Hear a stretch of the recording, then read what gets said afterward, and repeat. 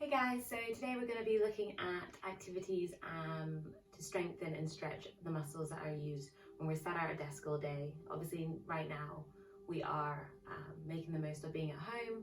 Most of us are working at a desk, which isn't great for our muscles, especially in our neck and in our upper back, but it affects our entire body. So the best advice I can give is getting up, moving around, especially for the next 10 minutes. You can do these activities away from your desk. So picking a room that you don't use for the whole day, or coming to sit on your mat if you have a space dedicated to working out at home, that would be great. Just really changing the environment for yourself and using that time as a bit of self-care. If you are sitting at your desk and you only have a couple of minutes, you can do each of these exercises in isolation, maybe before you're making a cup of tea doing one, when you're about to log off for the day doing another. As you start your day, I think this is a great couple of exercises to get those muscles engaged so that you start the day off really nice. So let's start off. We're going to work pretty much from top to down. So as we're sitting in our desk, we're a lot of the time looking forward, looking at either a laptop, maybe looking at our notebook, maybe on our phones, and essentially we're hunching around and our neck is forward. So this is the kind of posture we tend to have, or something like this if we're really slouching down. So what we can see already is the neck is pushing the head forward because we're looking forward. Now the strain this puts, our heads are very heavy, so the strain that we have is making these muscles in the back working really hard. Our natural position is actually bringing it back in line with our neck. This is going to feel really uncomfortable, so I'd like you guys to join me now in doing the sexy double chin that I love to do in my yoga videos too. This is great for your postural necks. But to begin with, I want us to make sure we're engaging our core, knitting the ribs in, and then if it feels really uncomfortable, just grabbing those two fingers, and so tuck it first, and then we're going to bring it back. And we should see a nice double chin, or feel a double chin. And then if it's uncomfortable, bring it forward again and come back. And it's a really good one to do in front of a mirror because you can actually see how much of a difference there is there. So again, engaging that core, bringing those shoulders down. So maybe doing 10 rounds of this sort of duck action. And then just staying here, holding it, maybe taking a deep breath in for 4, 1, 2, 3, 4, and drop the shoulders, 1, 2, keeping it tucked, 3, 4. Let's do one more. Inhale and exhale. So that's a really key one to help with our neck pain or any shoulder pain. Those knots in our neck, those aren't normal, and that's because we're straining our neck forward. So as many times as we can do that throughout the day. Remember, it's meant to feel uncomfortable because we're not used to it, but it's not meant to be painful. So let's move on to our shoulders. So as we said, our shoulders are kind of hunched over like this, probably up by our ears if it's cold in your house. What we want to do is start working because our pectorals are really tight because we're coming forward. And those back muscles in the upper back, they're really weak. So actually what we want to be doing now is strengthening. So although it's very well and good to sort of try and do it through yoga, a lot of yoga is also pushing. So kind of doing that same hunching action. So we really need to start engaging those muscles in the back. Obviously a rowing machine is ideal, but in these times, if you can just get yourself a resistance band, doing some weights to really pull back. If you don't have any, don't worry, we'll do the best that we can. So if you follow me, I'm going to stand up for this one just because of space. But essentially you want to be doing a sort of W with your hands and bringing, so remember your core is engaged, neutral pelvis, ribs are knitted in, and you're bringing your arms slowly down towards your waist, touching if you can. If you do this slow and controlled and you really focus on engaging those back muscles, you're going to feel that. So let me show you from the back. So remember, core is engaged and we're just coming down. So we do 3 more of these. So working on doing maybe 6 at a time, really slow and controlled all the way to your side body. And then for the last one, let's hold down here. Let's open our palms up to the sky, bring them into what is nearly like an L shaped. Bring the thumbs back and then pull back. But remember, when we pull back, we instantly want to cave out. Remember to engage that core, the ribs, and just pull back with your arms. You're going to really feel that. Well, we don't want to be squeezing really tight. We just want to be really controlled in our action and just holding here. Maybe holding for 10 seconds. Again, engage. This is the time where you can really engage with your breath. Bring your breath back, which helps to calm and give you a break from all the work. Amazing. So coming back down, if we're seated, let me move my chair around. You can do so too if you like. So we're going to work on just some side stretches. So feet to the ground, make sure we're trying to hit a 90-degree angle. Bring your left hand over your right, the outer right thigh. So coming tall again, core, ribs, and then bringing this right arm up. We're going to stretch over to the left side. But what we want to do is we want to keep this leg active. So a lot of us will just start caving in. Really push against that arm. So it's an active stretch here. And we might want to look up, that might feel really good. Or we might want to look down. This is the time that you can really start playing around, feeling what's good, moving slowly so that if anything doesn't feel right, we know before we can cause any damage. One more deep inhale. And let's come back. Switching sides, so right hand, left outer thigh. I'm pushing away with that knee, so the knee's almost tracking towards that pinky toe. Bringing the left arm up to the sky, inhale, and exhale, we fold over to the other side. Remember, we're going to keep thinking about our core, our ribs, and we're actually trying to kind of spiral our chest open maybe. Feeling how that feels. And then maybe bringing it a little bit close and seeing how that feels. Bring a bit of fluidity in our movement, it's okay. As long as we're not being really aggressive with our moves, we can allow some small movements, especially as we tend to be so still throughout the day at home. Beautiful. Let's bring our hands up to stretch up and come down. So now we're going to do a couple of spinal rolls. This is one of my favorites to do throughout the day. It just really releases your entire spine and it's almost like a wave movement. So you can place your hands wherever is comfortable and we're going to just fold, completely relaxing our neck when we get down there. So exhale. Inhale, vertebrae by vertebrae, restacking that spinal column up.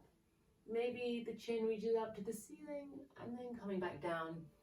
Exhale. Letting go with your neck. Inhale.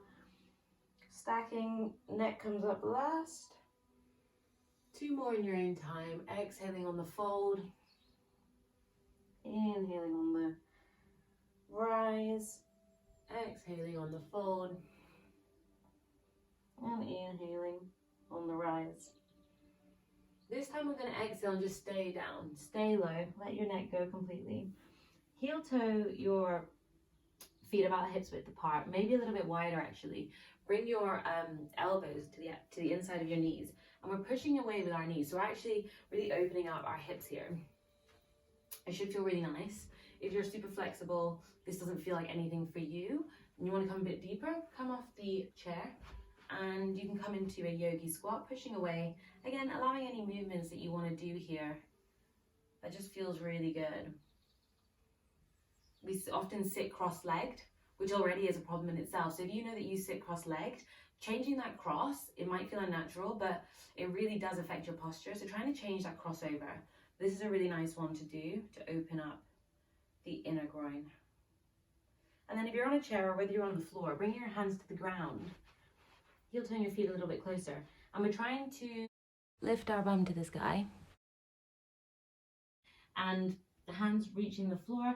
If your knees are bent, that's okay. The idea is that the upper back is nearly waterfalling over. So you're feeling a real release from the lower back. And bending your knees really helps to allow that lower back to relax. Relaxing your neck completely, maybe giving it a little shake to make sure it's relaxed. Swaying here, it feels good. Bring your weight to the toes rather than the heels. It just allows for a greater stretch in your upper legs. And let's find some stillness. Heel to our feet closer and roll up like we did seated, vertebrae by vertebrae. Engaging that glute when you get up just to protect the lower back.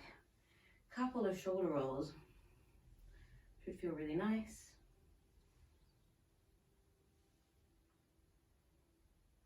Let's close down our eyes and just have a deep inhale. And sigh. Very good. So let's move on. We're going to move on to our two final poses. So our first one, we're going to need a chair if you'd like to make it a little more difficult. But we're essentially going to be doing sort of a reverse lunge, a lunge action, but with one leg raised. Now this is going to actually intensify the work on the glute, on that left glute. So our right leg's hooked up on the left glute, and also it's going to help us to really open up in our hip flexors. So sitting down all day, our hip flexors are constantly being shortened essentially, and if you're in this position all day, this is going to have an effect on you even when you're standing, and that can actually cause you to have lower back pain as your pelvis has been brought forward, so your lower back is under a lot of strain and it's become a lot weaker. So what we're trying to do is just strengthen that glute. It's the biggest muscle in our body, and it works with so many of our postural muscles, and is probably one of the most inactive muscles that we have because of our daily life. So we just hook that right foot again. Now we want to try and find a 90-degree angle with this front leg. So coming down, and it's great if you have a mirror actually, but coming down, but basically what you want to feel is put pressure on that, and you'll feel a really nice stretch as well in your quad. Come up straight, your core is up, that knee is tracking out, and I can see that I'm just a bit over the 90. So I want to come up a bit forward, and then we're coming up, right? And then as we lift up, really strengthen the glutes, really engage them, and you're going to feel a nice hip release, hip flexor release. You're almost thrusting your hips forward, but in a gentle action. So coming down again, feeling that stretch, and then coming up, activating the glutes and almost thrusting forward, engaging that core to always protect the lower back. So doing maybe 3 more of these, a little bit quicker. My legs are already on fire. And then switching legs. So you can easily do this one when you're reading an email, or when you're even maybe on the phone if you become really good at it. But the first couple of times, maybe doing it in front of a mirror or in front of someone if you're housing with someone, just to see that you've got the right posture. So I know I need to move forward, and it can be a bit fiddly, but it's so effective when you have it right. So you can already feel, I can feel this quad is really stretching, as well as the push down making it strengthen. I want to come up a bit, engage my core, engage my ribs, shoulders down, and then drive up, drive your hips forward and feel that release. So we've got 4 more to do. Remember guys, you can do as many as you need here. I would advise doing at least 5 really strong, slow ones, a couple of times a day, and try and just make it part of your routine. You know, like, it's great if you're just about to have a cup of tea, if you're about to reach for those snacks that you don't necessarily need or want, which you're often doing, it's a great time. So our last one we're doing is a really popular one to open up that chest. Like we said, we're constantly like this, and our poor chest is just working to constantly stay in this posture. So maybe moving anything out of the way if you need to. And it is going to be a bit fiddly at first, depending on how tall your desk is. Mine's quite low. But what we want to do is we want to be getting our elbows to the desk, and we're coming into like a puppy pose. So we're going to actually bend our knees here if we need to. And essentially, remember, engaging that core, bringing our bum down, maybe in line with the desk, and then finding what works for you. Maybe it's hands flat if you can do that. Maybe it's hands up here. Maybe it's hands behind your head. And just really feeling the stretch. Maybe third eye meets the desk, and you take a couple inhales, exhales. Remember to lengthen out your spine, not dumping into, see here I'm dumping into everything. I'm letting my stomach out, trying to really engage everything, that ribs are in as well. And we're pushing down with our upper arms. This is actually quite an active stretch as well. And staying here as long as you need. It's such a nice one to open up your chest. But coming up when you're ready. So those are just a couple of works that you can do throughout your day, just trying to bring back the posture a little bit. As I said before, it'd be great to get some strength in, get a bit of weight works in there too if you have any, but just doing the best you can and acknowledging that.